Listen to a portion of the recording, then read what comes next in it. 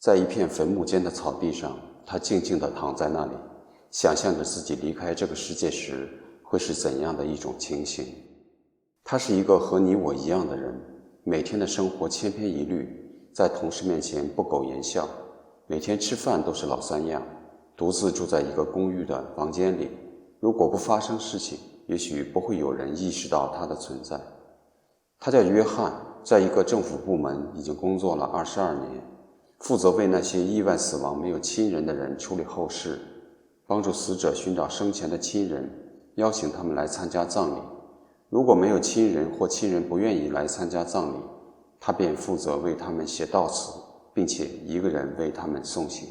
有信仰的死者埋入地下，没有信仰的人则选择火葬。在他的部门里，无人认领的骨灰是放在一个个的罐子里面集中储存的。当一定时间内骨灰仍无人认领时，便要倾倒在花坛之中。一个叫拉杜的人死了，6周后才找到他的儿子。当约翰邀请他来参加父亲的葬礼时，那人便挂掉了电话。另一个死者是一个叫珍的女人，也是在死后多日才被发现的。她没有朋友，唯一的亲人是她养的猫，她留下的也只有写给爱猫的无数的信件。在约翰为珍写的悼词里，珍像是所有拥有爱的孩子一样，在笑脸中来到了这个世界。她的存在成了这个世界中最重要的事情之一。由于几十年来，约翰每天都面对这样的事情，这种一丝不苟和虔诚敬重已成为他工作的一个组成部分。终于有一件事情改变了他的人生。住在对面楼里的一个老人去世了，几周后最终才被发现。在那个仍弥漫着恶臭气的小屋里，一摞摞的唱片和一堆堆的空酒瓶子呈现了死者生前的人生一角。一个小女孩成长轨迹的相册和一个监狱里的胸牌，证明了这个叫比利的死者是一个有故事的人。那天整理完比利的遗物，约翰回到家里，疲惫不堪。当他看着对面比利家窗户上映着自己的身影时，他感到那个死去的人仿佛就是自己。就在约翰准备打电话寻找比利的亲人时，新上司推门而入。他告诉约翰，社区合并，他的工作没有了，继任者来自另外一个社区。约翰请求领导给他3天时间，待他将比利的后事处理完毕后再离职。第一天，约翰走访了很多人，但没有人知道比利。比利的遗物也被当作垃圾处理掉了。约翰从一堆唱片中发现了一卷胶卷，按照一张比利年轻时照片上的线索，他找到了比利很久前曾经工作的烘焙厂。一个人声称当年是比利的朋友，讲了些比利的陈年往事，比方说为了员工的利益和资方斗争，被资方开除时往食品原料里撒尿，关于比利是否有家庭，那个号称比利最好的朋友也大摇其头。当约翰邀请此人参加比利的葬礼时，那人拒绝了。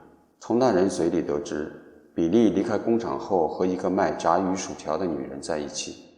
一无所获的约翰准备像从前一样放弃寻找。当一个小店的店员姑娘建议他放弃喝了20多年的茶而试一试热巧克力时，约翰突然意识到自己为什么不能做出改变呢？这一念头让他改变了计划。他破天荒地谎称生病，和领导请了1天假，并最终找到了那个炸鱼薯条的女人。那个女人现在有了新的男友，在他们俩的眼里，比利是个醉鬼、疯子。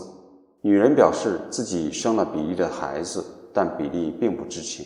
当约翰邀请女人去参加比利的葬礼时，女人拒绝了。在约翰上班的最后一天，他看到新同事正将所有死者的骨灰撒在地里，像是丢弃垃圾一样。新上司要求他结案，并说没有亲人的人死了，要葬礼有什么用？这句话让约翰深受触动。他请求上司允许他晚2天结案，并表示所有的开销都自己承担。约翰来到了比利曾经待过的监狱，监狱里有很多比利的传奇故事。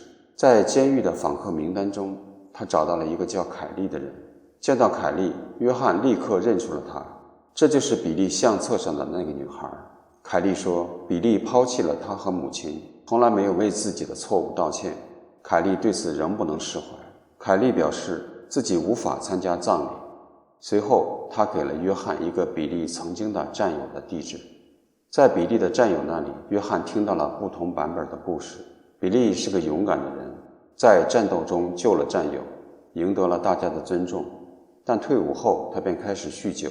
根据比利战友提供的线索，约翰来到了广场上，找到了比利曾经的流浪汉酒友，递上了一瓶新买的威士忌。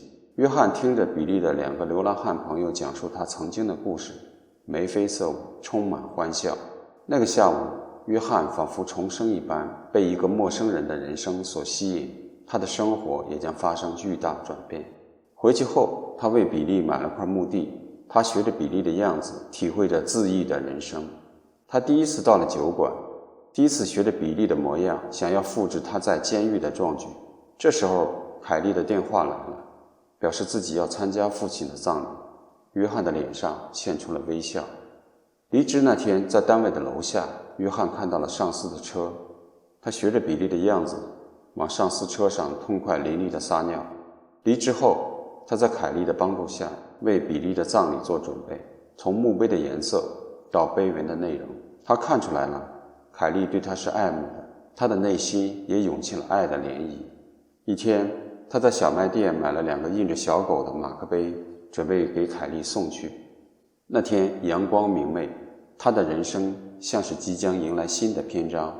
当他准备横穿马路前往凯莉住处时，一辆汽车飞驰而来，他的人生定格在一个淡淡的微笑中。在比利的葬礼上，所有约翰联系过的人都来了，唯独不见了约翰。众人一脸迷惘，凯莉更是充满悲伤。这时，旁边一辆灵车缓缓经过，里面载着约翰。没有人参加他的葬礼。天暗下来时，那些20多年来由约翰送走的人们都聚到了约翰坟前，为约翰送行。一个心地善良的人永远不会孤单。寂静人生的导演是乌贝托·帕索里尼。该片荣获了第70届威尼斯电影节地平线单元最佳导演奖。通过一个小人物为更多小人物死者寻找亲人，帮助他们有尊严地走完人生最后一段路的故事，向我们揭示了生命的真相。我们的人生短暂且充满不确定性，面对人生，我们只有一个选择：珍惜眼前，接纳过去，不惧将来。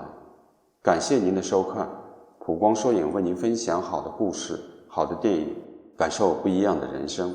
喜欢的话，请关注、订阅并点赞，您的支持是我前进的动力。